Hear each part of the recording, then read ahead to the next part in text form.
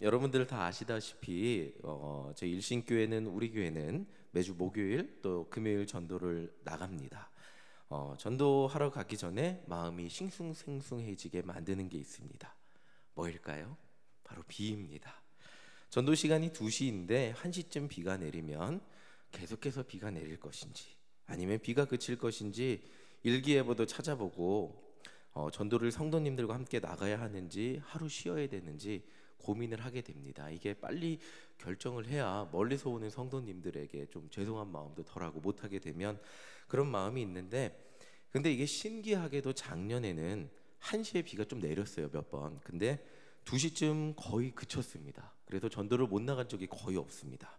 그래서 비가 그쳐서 비가 1시에 내렸던 날도 2시에 전도를 나갔던 적이 몇 차례 있습니다. 그래서 아무리 저는 1시쯤 비가 막 내린다고 해도 일단 기다려 봅니다. 근데 어제는 비가 아니라 뭐가 내렸죠? 우박이. 이제 사진 보여주세요. 자, 제 교회 앞에 여기 난간에서 찍은 건데 이 정도가 아니었죠. 어제 송종민 장님이 저한테 보내주신 건 그 엄청 큰 길이 하얗게 뒤덮였어요. 그냥 두두두두두두두 뭐 이렇게 무슨 총 쏘는 소리가 들렸어요, 하늘에서. 어제 1시 한 10분쯤에. 자, 신기했던 것이 12시 40분쯤에 제가 점심 식사를 하고 이제 집에 들어오는데 하늘이 맑은데 비가 내렸어요. 그래서 아시다시피 호랑이 장가가나 보다 이러면서 들어왔는데 갑자기 한 1시쯤 갑자기 시꺼매지더니 1시 한 비 내리더니 1시 한 10분에 갑자기 두두두두두두 이렇게 우박이 쏟아져 내리기 시작했습니다. 그럼 제 마음속에 두 가지 생각이 이렇게 마음 노크를 해요. 똑똑똑똑. 이 정도 우박이 내리는데 오늘 전도는 어렵겠구나. 바쁜 일도 많은데 오늘은 그 시간에 그냥 다른 일을 하자, 이런 생각과 그래도 가능하면 전도로 정한 시간 전도 나가야지 하는 두 가지 생각이 이렇게 제 마음을 똑똑 두드려요.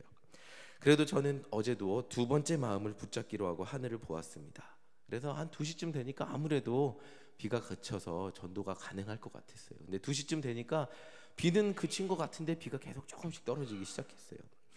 그래서 2시쯤 제가 기상청 인터넷 사이트를 들어갔어요. 그 다음 사진 보여주세요. 요건데 이게 뭐냐면 그 대기가 굉장히 불안정해서 저녁까지 계속 이제 국지성 호우가 내릴지 모른다는 거예요. 이 일기예보를 보고 제가 어제 전도를 나가는 걸 포기했습니다. 어제 얘기는 나가는 걸 포기하고 그래서 오신 분들하고 뜨겁게 기도하고 이제 전교인 노방전도 나갈 이렇게 물품을 포장을 했습니다.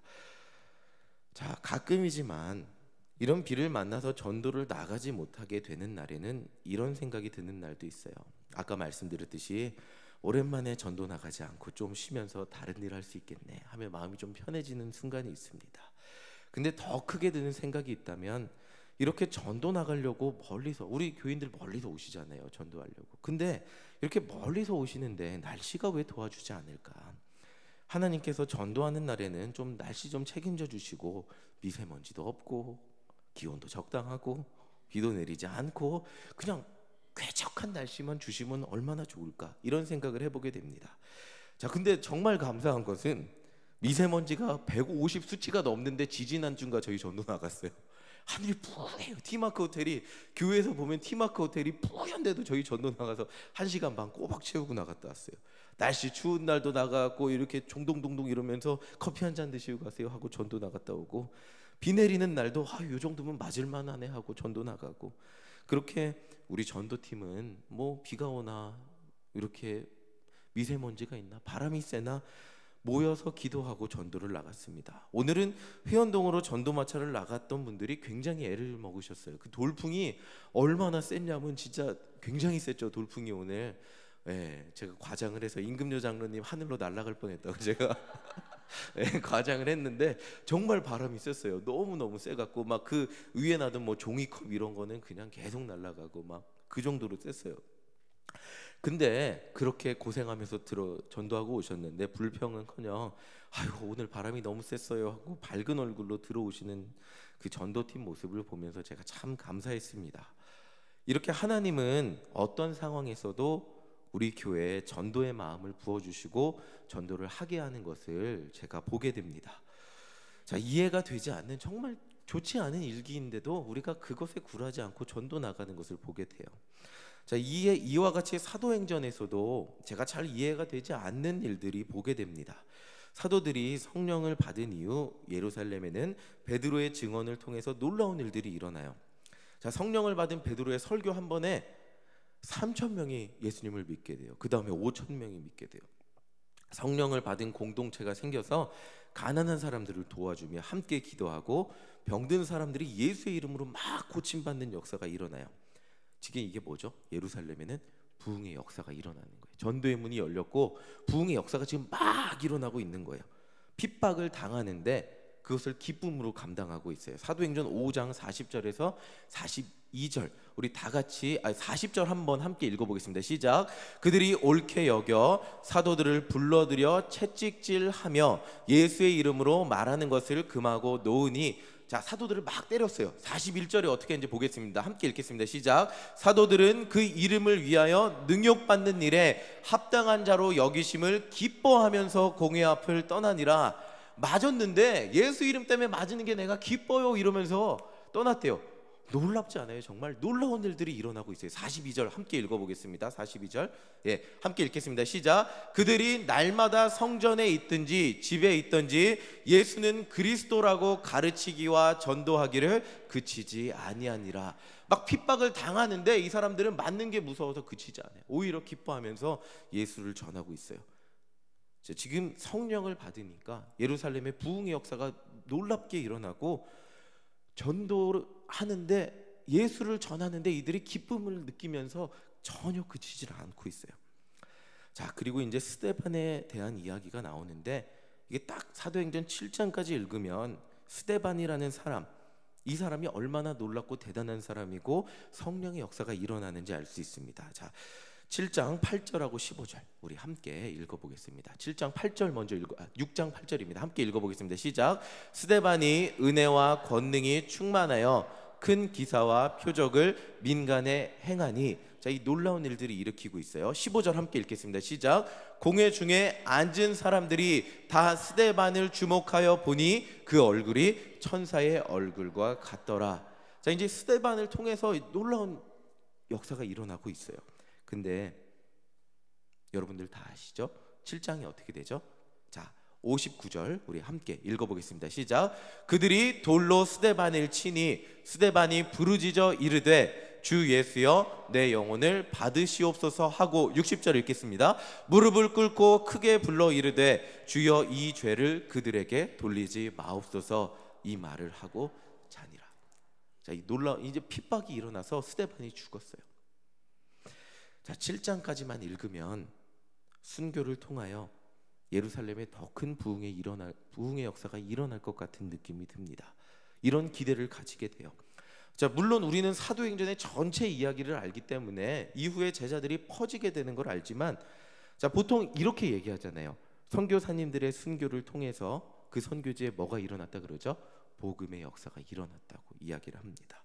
우리나라도 수많은 선교사님들의 희생과 헌신 때문에 복음의 열매가 맺어져서 이렇게 부흥했다고 얘기합니다. 그렇다면 스데반의 순교를 통해서 예루살렘에 부흥의 역사가 더욱 강하게 일어날 것을 기대해도 좋을 것 같습니다. 근데 이 8장부터 복음의 전파의 역사가 예상하지 못했던 곳으로 흘러가고 있어요. 8장 1절 한번 보여주세요. 우리 함께 읽어보겠습니다. 사울은 그가 죽임을 당함을 마땅히 여기더라. 그날에 예루살렘에 있는 교회에 큰 박해가 있어 사도 외에는 다 유대와 사마리아 모든 땅으로 흩어지니라. 제가 7장까지 자세히 읽고 8장을 봤을 때 제 생각에는 예루살렘에 엄청난 부흥의 역사가 있었는데 스데반의 순교까지 더해졌으니까 예루살렘이 이제 예수의 이름으로 완벽히 복음화가 되고, 그래서 예수의 이름으로 완전히 그곳이 변화되고 그곳이 선교의 기지가 되었다면 얼마나 좋았을까, 이런 생각을 해보게 되었습니다. 예수님이 말씀하셨듯이 온 유다와 사마리아 땅끝까지 이렇게 말씀하셨는데 이 예루살렘이 선교의 기지가 되어서 유대를 복음화하고 사마리아를 복음화하고 땅끝까지 복음화했다면 이게 더 완벽한 계획이 아닐까. 그렇게 큰 부흥의 역사가 일어났는데, 근데 스데반의 순교 이후 그 말씀 다시 보여주세요. 아까 방금 전에 본 거, 박해가 있어서 그 박해를 기쁘게 견디지 않고 어떻게 했다고요? 사도 외에는 다 유다와 사마리아 모든 땅으로 흩어졌어요. 박해를 견디고 그곳에서 기뻐하며 예수를 전할 수도 있는 건데 다 흩어졌어요. 자, 여기서 첫 번째 의외라고 생각을 했는데, 자, 오늘 사도행전 8장의 주인공 빌립, 그 빌립이 사마리아로 갔습니다. 자, 이 빌립이 핍박을 피해 예루살렘을 떠나 사마리아에 이르게 됐는데, 아마 저 같았으면 이런 마음이 있었을 것 같아요. 나는 작은 사람이구나. 핍박 때문에 예루살렘을 지키지 못하고 그곳 사람들에게 더 복음을 전하지 못하고 내 한 몸 안전하다고 사마리아로 도망왔구나. 이런 마음도 있었을 것 같아요. 근데 빌립에게 핍박을 피해온 사마리아는 뭐였죠? 또 다른 선교지였고 전도지였습니다. 빌립이 담대히 예수의 이름을 전하자 놀라운 복음의 역사가 그곳에서 일어나기 시작했습니다. 예수의 이름이 선포되는 곳에는 병든 자들이 일어나고 귀신이 도망갔어요. 그들에게 예수의 이름이 사마리아 땅에 사마리아인들에게 전파되기 시작했습니다. 자, 이 유대인들이 바라지 않았던 핍박을 통해 복음의 전파의 대상이라고 생각하지 않았던 사마리아 사람들에게, 유대인들이 사람 취급도 하지 않았던 사마리아 사람들에게 지금 복음이 선포되고 있어요. 자, 여기서 우리가 알 수 있는 것은 복음이란 우리가 원하는 사람들에게, 원하는 그 장소에 머물러 그곳만이 복음화되기 위해 우리가 전하는 것이 아니라는 거예요. 우리가 살아가다 보면 다양한 곳에 다양한 사람들을 만나고, 때로는 그곳을 복음화하기 위해 열심히 노력했지만 그곳이 복음화되는 일도 있겠지만, 때로는 예상하지 못했던 삶의 환경을 마주하게 됩니다. 복음을 전할 장소, 복음을 전할 상황이 꼭 정해져 있지 않다는 겁니다. 하나님께서 우리 삶에 인도해 주시는 길, 인도해 주시는 만남, 우리가 모든 것을 예측할 수 없는 삶의 환경 속에서 이 모든 상황과 만남이 우리에게는 복음을 전할 만남이고 상황이라는 것입니다. 자, 이 모든 결과는 사도행전 7장까지는 전혀 예상하지 못했던 결과예요. 7장까지는 예루살렘 안에서 그곳에만 복음이 전파되고 북적북적 그곳에서 핍박을 당하고 부대끼고 있었어요. 근데 그들에게 일어난 모든 상황을 통해서 그들이 모든 곳에 유대와 사마리아에 퍼지게 되고 예기치 못한 곳에 복음이 선포되고 있습니다. 자, 이제 오늘 우리가 함께 읽은 말씀을 볼 건데 8장 후반부를 보면 한 번에 더 예기치 못한 상황이 발생합니다. 빌립을 통하여 사마리아의 복음의 역사가 일어나긴 했지만 그곳을 완전히 지금 복음화한 건 아니에요. 완벽히 그곳이 예수의 이름으로 똘똘 뭉쳐진 것은 아니에요. 빌립은 이제 사마리아의 복음의 문이 열렸으니까 그곳에 집중해서 그곳 사람들이 구원받기 위해서 최선을 다해서 사역해야 되는 상황이 아니었을까, 그런 생각을 해보게 되는데, 그런데 성령님은 8장 26절에서 이렇게 말씀하세요. 8장 26절 우리 함께 읽어보겠습니다. 시작. 주의 사자가 빌립에게 말하여 이르되 일어나서 남쪽으로 향하여 예루살렘에서 가사로 내려가는 길까지 가라 하니 그 길은 광야라. 자, 한창 지금 사마리아 복음화에 최선을 다해도 부족하지 않을 빌립이, 지금 그런 빌립에게 성령님은 광야로 가라 그러세요. 지금 사마리아의 수많은 사람들을 내비두고 사람도 얼마 살지도 않는 그 광야, 사람이 살기나 할까요? 그 광야에 가서 무엇을 하라고 성령님은 빌립에게 광야로 가라고 하십니다. 지금 복음을 전해야 하는 눈앞에 보이는 수많은 사마리아 사람들을 뒤로 하고 가라 그러시는데, 성령님은 빌립에게 내 계획이 이래 이렇게 하니까 거기 가라고 말씀하지 않으십니다. 그러나 빌립은 성령님의 음성에 순종해서 광야로 내려가죠. 그 수많은 사람들을 뒤로 하고 광야로 갑니다. 그리고 그곳에서 한 사람을 만납니다. 27절 우리 함께 읽어보겠습니다. 함께 읽겠습니다. 일어나 가서 보니 에디오피아 사람 곧 에디오피아 여왕 간다게의 모든 국고를 맡은 관리인 네시가 예배하러 예루살렘에 왔다가. 자, 성령의 음성을 따라서 만난 사람이 누구라고요? 관리인 네시를 만났어요. 근데 이 네시가 보통 네시가 아니고 뭐라고요?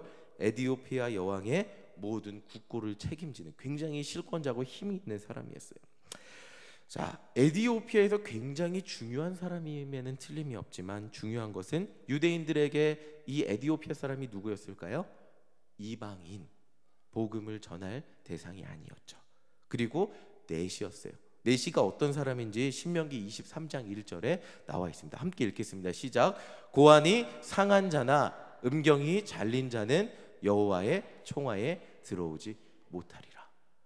자, 이 성서학자들은 이 넷이는 그 당시 유대인들이 절대로 복음 전파의 대상이라고 생각하지 못하는 사람이었다고 합니다. 두 가지가, 한 가지도 아니고 두 가지가 걸렸대요. 이 신체적, 생물학적으로도 자기랑 똑같은 사람으로 여겨지지 않았고, 거기다가 이방인이었어요. 지위가 아무리 높고 힘이 있는 사람이라고 할지라도 율법에 따르면 이방인이었고 또 넷이었습니다. 사마리아에 복음이 전해졌으니까 이제 복음의 대상이 넓어졌다고 할지라도 이 사람은 생물학적으로, 그러니까 같은 사람으로 여겨지지 않았을 거라는 거예요. 신체적으로 비정상으로 여겨졌을 거라는 거예요. 그러나 성령님이 핵심은 성령님이 빌립을 인도해서 이 사람과 만나게 하셨다는 거예요. 그리고 복음을 전하게 하셨다는 거예요. 8장 27절 28절 우리 함께 다 같이 함께 27절 읽어보겠습니다. 일어나 가서 보니 에디오피아 사람 곧 에디오피아 여왕 간다게와 모든 국고를 맡은 관리인 넷이가 예배하러 예루살렘에 왔다가 28절 읽겠습니다. 돌아가는데 수레를 타고 선지자 이사야의 글을 읽더라. 자, 이 넷이는 유대인들이 보기에는 절대로 복음을 전할, 받아들일 수도 없는 사람이었는데 하나님 보시기에 어떤 사람이었을까요? 예수 그리스도의 복음이 필요한 한 사람이었습니다. 이 넷이가 가까운 곳에 살던 사람이 아니에요. 이 에디오피아면 아프리카에 살던 사람인데 이스라엘까지 왔다는 거예요. 예배하기 위해서. 자, 그러면서 돌아가면서 뭐 읽고 있었다고요? 선지자 이사야의 글을 읽고 있었어요. 이 사람은 이방인이었지만, 넷이었지만 하나님 만나기를 소망했던 사람이었어요. 하나님 만나기 위해서, 하나님 알기 위해서 먼 길 여행도 마다하지 않는 사람이었어요. 자, 바로 이 한 사람을 위해서 성령님은 빌립을 광야로 인도하신 거예요. 자, 빌립은 이 넷이를 만나서 이렇게 물어봐요. 30절. 자, 30절 함께 읽어보겠습니다. 시작. 빌립이 달려가서 선지자 이사야의 글 읽는 것을 듣고 말하되 읽는 것을 깨달았을까요? 31절 읽어보겠습니다. 대답하되 지도해주는 사람이 없으니 어찌 깨달을 수 있느냐 하고 빌립을 청하여 수레에 올라 같이 앉으라 하니라. 하나님을 향한 열심은 있었지만 말씀을 깨닫지 못하고 있었어요. 지도해주는 사람이 없어서 깨닫지 못하고 있었다고 하고 있어요. 하나님은 바로 이런 사람에게 빌립을 보내셔서 깨닫게 합니다. 근데 너무나 놀라운 것이, 제가 제 가슴을 탕 쳤던 것이 이 사람이 읽고 있었던 본문이에요. 하나님이 이렇게까지 예비하시는구나. 32절 33절 이 넷이가 무엇을 읽고 있었는지 함께 보겠습니다. 31절 읽어보겠습니다. 시작. 읽는 성경 구절은 이것이니 일러스되 그가 도살자에게로 가는 양과 같이 끌려갔고 털 깎는 자 앞에 있는 어린 양이 조용함과 같이 그의 입을 열지 아니하였도다. 33절 그가 굴욕을 당했을 때 공정한 재판도 받지 못하였으니 누가 그의 세대를 말하리요. 그의 생명이 땅에서 빼앗김이로다 하였건. 이게 무슨 말씀이죠? 이사야 선지자가 예수님에 대해서 예언하고 있는 말씀이잖아요. 이해를 못하죠. 예수님에 대해서 증언하는 것을 설명해 주지 않으면 이해를 못하죠. 성령님은 빌립을 이 사람에게 이 말씀을 읽고 있는 그 순간에 보내셔서 빌립을 통해 깨닫게 하십니다. 그리고 세례를 받게 하십니다. 그리고 이 이야기는 끝이 납니다. 자, 이 이야기가 우리에게 전해주는 것이 무엇일까요? 우리가 성령을 만나고 우리의 계획을 세우고 열심히 예수를 전한다고 할지라도 때로는 성령님은 우리를 생각하지도 못한 곳으로 보내시고 인도하셔서 복음을 전하게도 하신다는 겁니다. 사마리아 광야, 사마리아 사람 넷이, 이 사람들은 유대인들이 예루살렘에 있었을 때는, 그리고 빌립이 보기에는 복음을 전할 대상은 아니었을 겁니다. 먼저 복음을 전할 사람들은 예루살렘 사람, 유대인들이었을 겁니다. 근데 기대하지 않았던, 바라지 않았던 사건들을 통하여 복음을 전하게 되고 그들이 복음을 받아들이게 됩니다. 아이러니한 것은 유대인들이 전통적으로 생각한 유대인들의 복음의 전도 대상자인 동족들은 그들을 핍박하였고, 오히려 전도 대상자가 아니라고 생각한 사람들은 복음을 받아들였습니다. 내시와 같이 이런 사람도, 가장 복음을 전하기에 가장 망설여지는 사람도 복음을 받아들였습니다. 하나님은 우리 삶 가운데 다양한 사람을 만나게 하십니다. 다양한 상황에 처하게 하십니다. 우리가 기대하지 않았던 사람을 만나게 하시고 기대하지 않았던 상황 속에 살게 하십니다. 이 말씀은 마치 하나님께서 저에게 하시는 도전인 것 같아요. 저도 이 말씀을 준비하면서 묵상하면서 이 기도를 했어요. 하나님, 저도 이렇게 살지 못하는데요, 어떻게 전하죠? 매 순간이 저에게 전도의 순간이라고 생각지 못하고 제가 만나는 모든 만남이 전도의 대상이라고 생각하지 못하는데 어떻게 성도님들 앞에서 전할 수 있죠? 이런 기도를 하게 되었습니다. 우리가 처하는 모든 순간, 모든 상황, 모든 만남, 이것들이 다 우리가 예수를 전할 기회고 만남이고 상황이라는 것입니다. 복음을 전할 상황이 따로 있는 것이 아니고 복음을 전할 사람이 따로 있는 것이 아니라는 것이 오늘 말씀을 통해 우리에게 전달해 주고 있는 것입니다. 너 내시 같은 사람, 저 사람은 복음 받아들일 사람 아니지, 저 사람은 여호와의 총회에 들어올 수 없는 사람이니까 저 사람 말고 예전부터 하나님 찾았던 유대인부터 전해야 되고 우리의 동족이었지만 혼혈이 된 사마리아 사람부터 먼저 전해야지. 저 멀리 살고 있는 아프리카 사람, 거기에다 내시에게 우리가 복음을 전할 필요가 있을까?